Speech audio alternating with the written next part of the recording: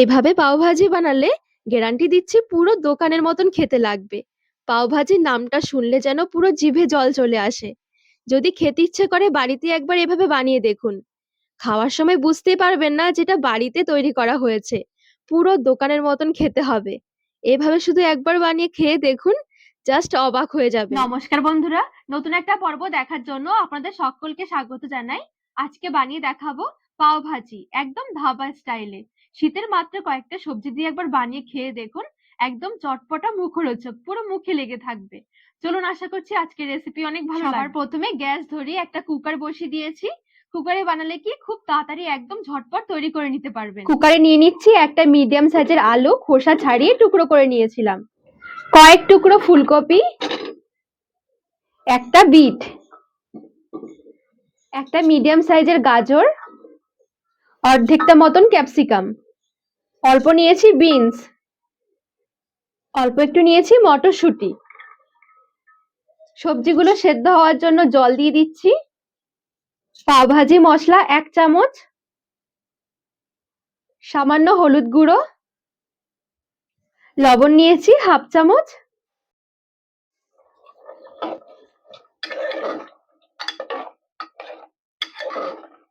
এবারে কুকারের ঢাকনা লাগিয়ে 3টে সিটি দিয়ে নেব।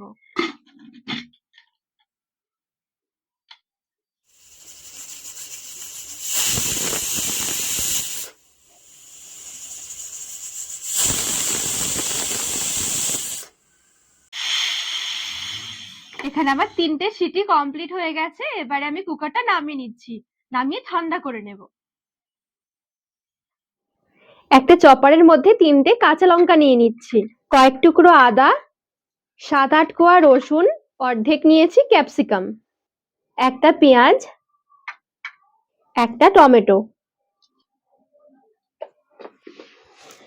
সবকিছু একসাথে এবারে চপ করে নেব।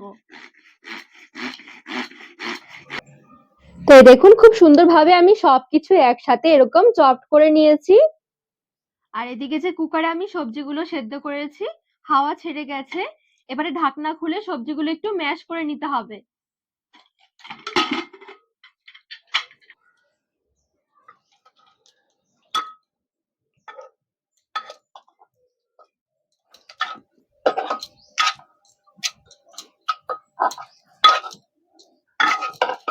সুন্দরভাবে ম্যাশার দিয়ে আমি ম্যাশ করে নিয়েছি।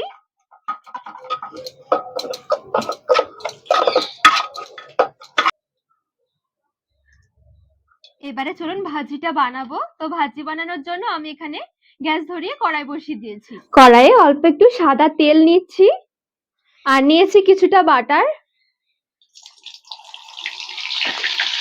এবারে চপ করে রাখা গাজর, ক্যাপসিকাম, টমেটো, আদা, কাঁচা লঙ্কা এবারে দিয়ে দিচ্ছি।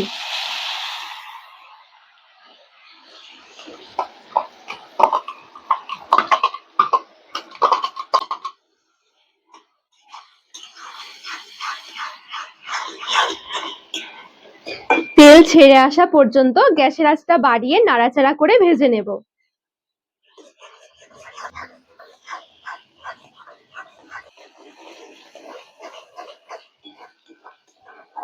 তিন থেকে 4 মিনিট মতন ভেজে নেওয়ার পর দেখবেন আস্তে আস্তে সুন্দরভাবে তেল ছাড়তে শুরু করবে।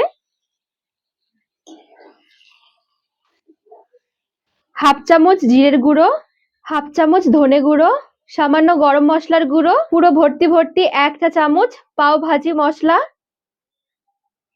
কালারের জন্য 1 চা চামচ কাশ্মীরি লঙ্কার গুঁড়ো।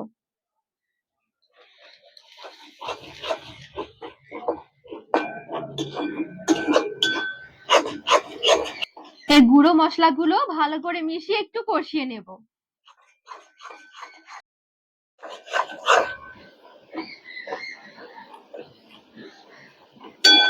তো এই দেখুন মশলা কষানো হয়ে গেছে।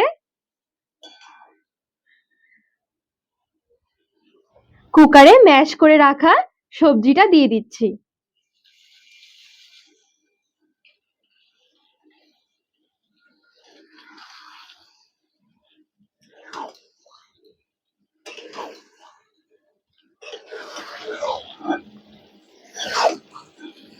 ভালো করে মিশিয়ে গ্যাসের আঁচটা বাড়িয়ে মশলার সাথে কষে নেব।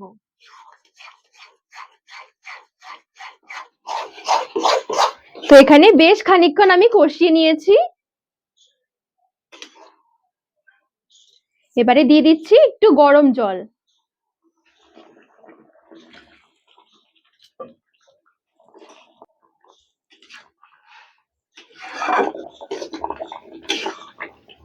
জলটা দিয়ে ভালো করে মিশিয়ে নিয়েছি। লবণটা কম মনে হচ্ছে, তো এ পর্যায়ে একটু লবণ দিয়ে দিচ্ছি, 1 চামচ কসুরি মেথি, আর দিচ্ছি একটু বাটার।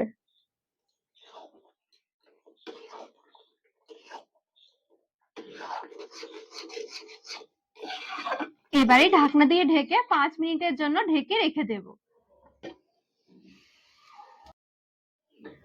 5 মিনিটের মতন ঢাকা দিয়ে রেখে দিয়েছিলাম। ধনেপাতা কুচি ছড়িয়ে দিচ্ছি। এবারে নেড়ে চেড়ে নামিয়ে নেব।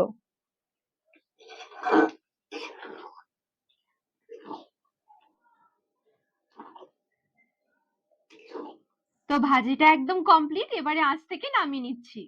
এবারে এদিকে আমি নিয়েছি পাও।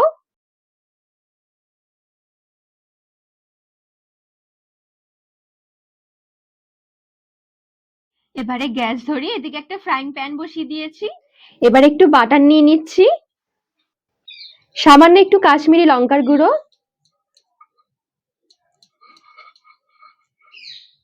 একটু ধনেপাতা কুচি।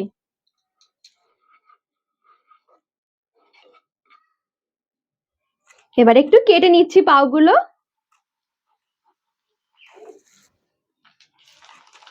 এইভাবে করে একটু সেঁকে নেব।